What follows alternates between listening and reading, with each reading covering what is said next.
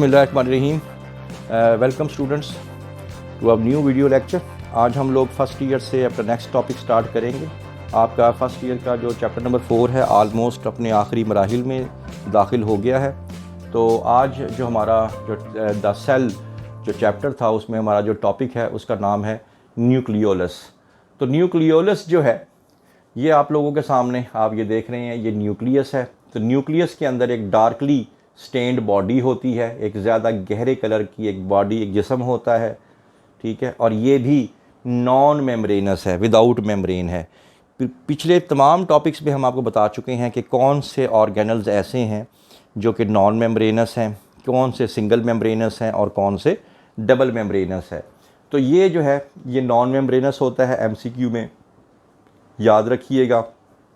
और न्यूक्लियस के अंदर ये न्यूक्लियस है, तो न्यूक्लियस में ज़रूरी नहीं कि एक ही न्यूक्लियोलस हो, एक से ज़्यादा भी हो सकते हैं। तो अगर एक से ज़्यादा होंगे तो उसको हम बोलेंगे न्यूक्लियोलाई, और अगर एक को हम बोलेंगे तो न्यूक्लियोलस। तो आपने सिंपल सी बात बतानी है, डायग्राम देखें, टॉपिक खुद लिखें कि न्यूक्लियस के अंदर एक डार्कली स्टेन्ड बॉडी होती है गहरे रंग की, उसको ही हम लोग बोलते हैं न्यूक्लियोलस। इसके फंक्शन बता दें कि राइबोसोमल आरएनए सिंथेसाइज्ड, ठीक है, एंड स्टोर्ड इन इट। यानी अगर आपको याद हो हमने पढ़ा था कि आरएनए 3 तरह के होते हैं, messenger RNA, transfer RNA and ribosomal RNA. तो न्यूक्लियोलस का बेहतरीन सा फंक्शन आपके सामने, इम्पॉर्टेंट फंक्शन आ गया कि राइबोसोमल आरएनए जो हैं वो इसमें बनते हैं और यहाँ पे स्टोर्ड भी हो जाते हैं वक्ती तौर पे। तो न्यूक्लियोलस का अगर हम स्ट्रक्चर देखें, ये देखें, ये हमारे पास ये आउटर बाउंड्री आ गई सेल, और ये आ गया न्यूक्लियस, और ये आ गया हमारे पास न्यूक्लियोलस। अब न्यूक्लियोलस को हमने मैग्नीफाई करके दिखाया। अब इसके बारे में बता दें कि इसके 2 हिस्से होते हैं। अब न्यूक्लियोलस के 2 हिस्से होते हैं, एक आउटर और एक इनर। आउटर हिस्सा जो है यानी ये बाहर वाला जो हिस्सा है न्यूक्लियोलस का, इसको हम लोग बोलते हैं ग्रैन्युलर एरिया, ठीक है। ग्रैन्युलर और एरिया से मुराद ये है कि दानेदार एरिया। इसको ये दानेदार इसको क्यों बोलते हैं, नज़र तो आ रहे हैं दाने से, बेसिकली ये राइबोसोमल सब यूनिट्स से मिलके बनता है। ये भी आपको पता लग गया क्योंकि राइबोसोम आप पढ़ चुके हैं कि 2 लार्ज सब यूनिट और स्मॉल सब यूनिट पे मुश्तमिल होते हैं। तो आपसे पूछ लिया जाएगा हाँ जी न्यूक्लियोलस की स्ट्रक्चर बताएं, तो आप कहेंगे जी एक आउटर है, एक इनर है। आउटर का मतलब क्या हुआ, आउटर जो है बाहर वाला पेरिफेरल, वो क्या है, ग्रैन्युलर एरिया। और जो सेंटर वाला हिस्सा है, जैसे ये देख लें, इसे कहते हैं फिब्रिल एरिया। फिब्रिल एरिया यानी धागादार, धागेदार, धागा नुमा। वो भी मैं आपको बताता हूँ कैसे। तो न्यूक्लियोलस के 2 हिस्से हो गए, आउटर ग्रैन्युलर एरिया और इनर जो है फिब्रिल एरिया। अब आप ये देखें, जो बाहर वाला हिस्सा था जिसको आप पेरिफेरल एरिया कह रहे थे, यहाँ पे बस आपने ये बता देना है, जैसे मैंने अभी आपको बताया कि ये राइबोसोमल सब यूनिट्स पे मुश्तमिल होता है।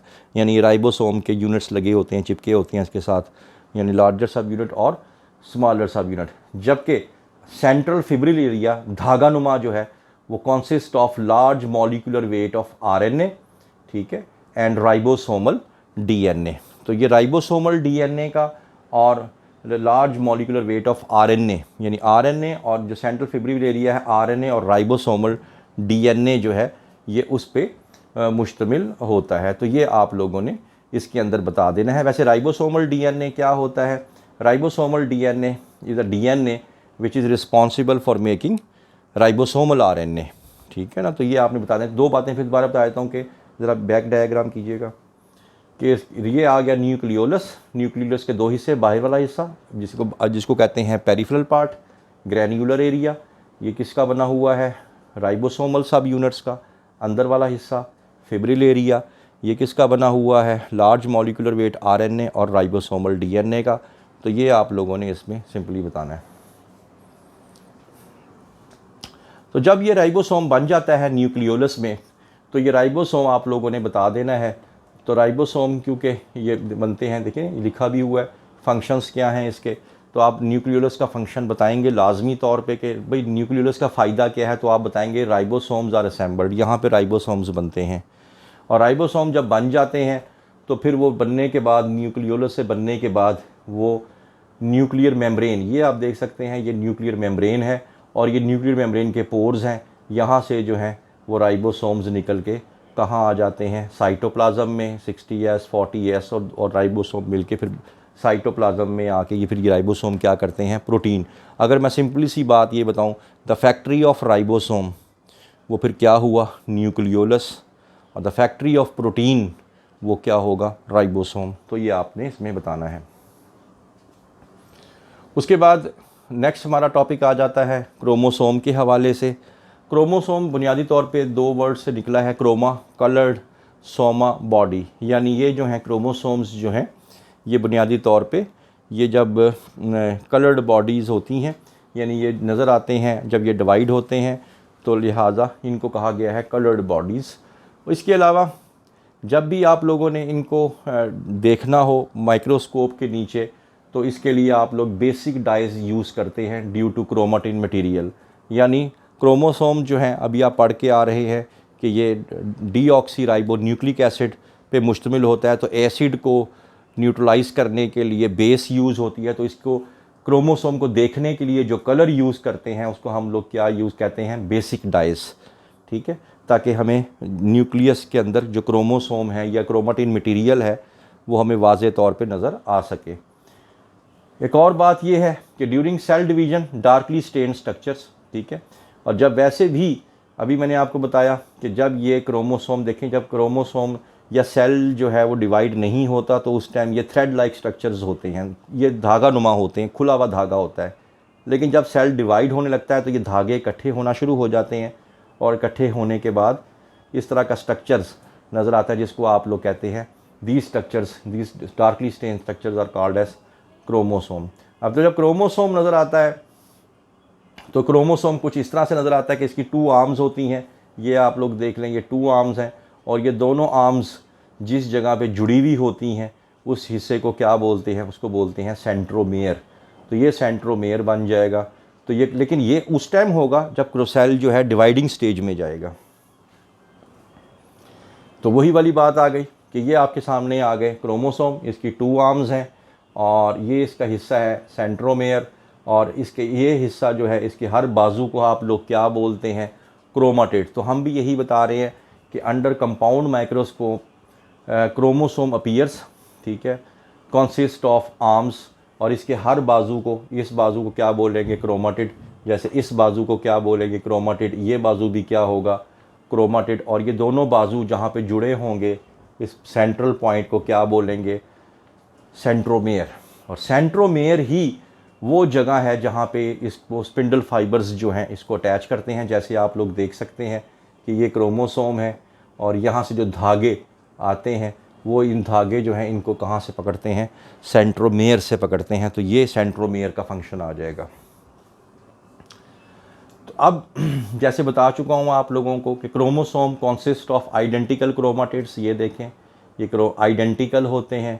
क्रोमाटिड होता क्या है, ये देखें, इसके एक बाजू को क्या बोलेंगे, chromatid, exact replica of the chromosome, इसको कहते हैं एग्जैक्ट रेप्लिका। ये अभी आप आगे पढ़ेंगे, यानी जो जीन्स इधर होते हैं वही जीन्स यहाँ पे होते हैं, यानी इस बाजू पे जो जीन्स हैं वो इस बाजू पे भी वही जीन्स हैं। इसी वजह से इसको कहा जाता है कि एग्जैक्ट रेप्लिका। यानी कि ये एक फ़ेज़ आता है माइटोसिस के अंदर जिसको हम लोग एस फेज़ बोलते हैं। उसमें क्या होता है कि ये सेम जो है वो बन जाते हैं। तो जो जीन्स यहाँ होंगे वही जीन्स यहाँ होंगे। एक बाजू को भी कहना है क्रोमाटिड, इसको भी कहना है क्रोमाटिड। जो जीन्स यहाँ पे हैं वही जीन्स यहाँ पे हैं। इसी वजह से they are called as exact replica of the chromosome, ठीक है, और इनको बोलते हैं क्रोमाटिड्स। तो आप ये भी देख सकते हैं, ये भी क्रोमाटिड है और ये भी क्रोमाटिड है। तो कंपोजिशन बता दें एमसीक्यू के हवाले से, ये बने होते हैं डीएनए और प्रोटीन पे मुश्तमिल होते हैं। इनका फंक्शंस क्या हैं, इनके फंक्शन जैसे मैंने अभी आपको बताया कि जो जीन्स होते हैं, अगर आप बैक डायग्राम दिखाएं तो ये देखें, genes are located on the chromosome और control the activities of the cells. ये तमाम सेल्स के अंदर क्या होना है, कब होना है, कितनी कोई चीज़ बनानी है, ये सब ये जीन्स कंट्रोल कर रहे होते हैं। और यही वो जीन्स हैं जो एक जनरेशन से, एक नस्ल से दूसरी नस्ल में ट्रांसफ़र होते हैं, वालिदैन से बच्चों में ट्रांसफ़र होते हैं। तो यही, इसको ही कहते हैं transfer from one generation to another. उसके बाद number of chromosome remains constant in a species. दुनिया के अंदर जितनी भी स्पीशीज़ हैं उनके अंदर हमेशा नंबर ऑफ़ क्रोमोसोम क्या रहेंगे, सेम रहेंगे। ठीक है, ये आप लोगों का बड़ा इंपॉर्टेंट चीज़ है। जनरेशन आफ्टर जनरेशन, जैसे इंसानों के अंदर नंबर ऑफ़ क्रोमोसोम 46 हैं और जनरेशन आफ्टर जनरेशन यही चलते आ रहे हैं। इसका एक बहुत ही इम्पॉर्टेंट टेबल आ गया जो कि 110% आगे किसी भी MCQ में आ सकता है, और इसको आप एग्जैक्टली ऐसे ही याद करेंगे कि ये देखें, ह्यूमन के अंदर 46 नंबर ऑफ़ क्रोमोसोम होते हैं हर सेल के अंदर, हर न्यूक्लियस के अंदर 46। फ्रॉग के अंदर 26 होते हैं। चिंपैंजी जो है उसके अंदर 48 उसके हर सेल के अंदर क्रोमोसोम होते हैं। फ्रूट फ्लाई जिसको आप ड्रोसोफिला मेलानोगास्टर बोलते हैं, ठीक है, इसमें 8 क्रोमोसोम होते हैं।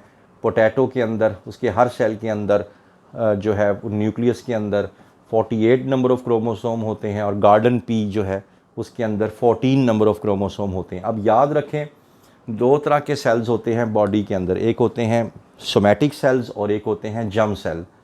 सोमैटिक सेल जो है पूरे बॉडी, सोमा मीन बॉडी, पूरे जिस्म में, जैसे इंसान का पूरे जिस्म में बालों से लेके पाँव के नाखून तक पूरे जिस्म में हर सेल के अंदर कितने क्रोमोसोम हैं, 46।